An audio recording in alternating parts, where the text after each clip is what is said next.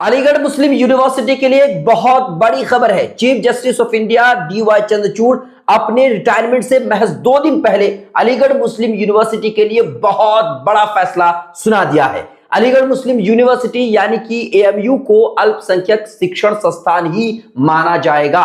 अल्पसंख्यक शिक्षण संस्थान का दर्जा बरकरार रखा गया है।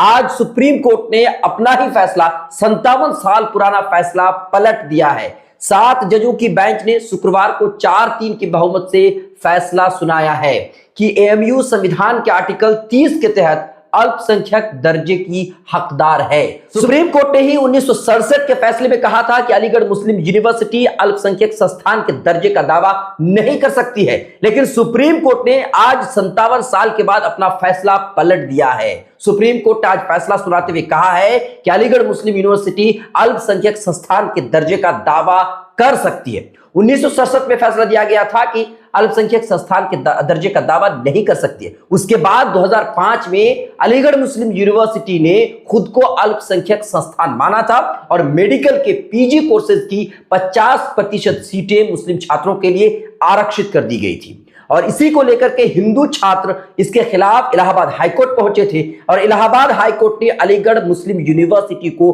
अल्पसंख्यक संस्थान नहीं माना था। हाईकोर्ट के फैसले के खिलाफ अलीगढ़ मुस्लिम यूनिवर्सिटी सुप्रीम कोर्ट गई, सुप्रीम कोर्ट का दरवाजा खटखटाई। सुप्रीम कोर्ट ने 2019 में इस मामले को 7 जजों की संवैधानिक बेंच को ट्रांसफर कर दिया था।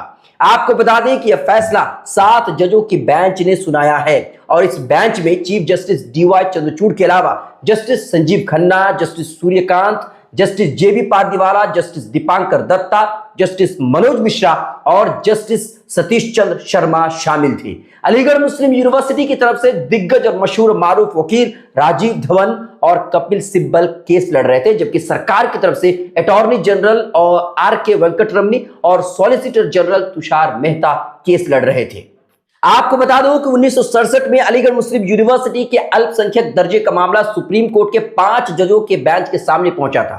यूनिवर्सिटी प्रशासन ने यह तर्क दिया था कि सर सईद अहमद खान ने इस यूनिवर्सिटी को बनाने के लिए एक कमेटी बनाई थी और उस कमेटी ने इसे बनाने के लिए यानी कि इस यूनिवर्सिटी को बनाने के लिए चंदा इकट्ठा करके धन जुटाया था। एक अल्पसंख्यक के प्रयासों से अल्पसंख्यकों के फायदे के लिए यूनिवर्सिटी शुरू हुआ था, इसीलिए इसे अल्पसंख्यक का दर्जा मिलना चाहिए। ये अलीगढ़ मुस्लिम यूनिवर्सिटी के प्रशासन की तरफ से कहा गया था, लेकिन सुप्रीम कोर्ट ने अपने फैसले में कहा कि सर सईद अहमद खान और उनकी कमेटी ब्रिटिश सरकार के पास गई। सरकार ने कानून बना करके इस यूनिवर्सिटी को मान्यता दी और उसे शुरू किया। यही वजह है कि इस यूनिवर्सिटी को ना तो मुस्लिमों ने बनाया है और ना ही इसे चलाया है। इस यूनिवर्सिटी की स्थापना उस समय भारत सरकार ने किया था, इसीलिए अलीगढ़ मुस्लिम यूनिवर्सिटी को अल्पसंख्यक दर्जा नहीं दिया जा सकता। उस वक्त यानी कि 1967 में सुप्रीम कोर्ट ने यह फैसला सुनाया था, लेकिन आज सुप्रीम कोर्ट ने 1967 के अपने ही फैसले को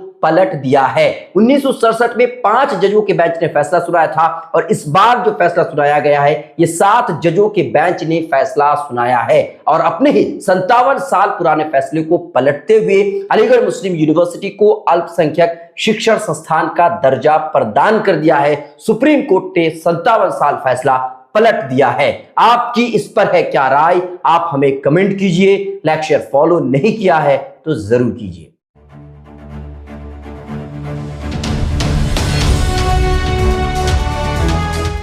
ट्रू रिपोर्ट्स, सच आप तक।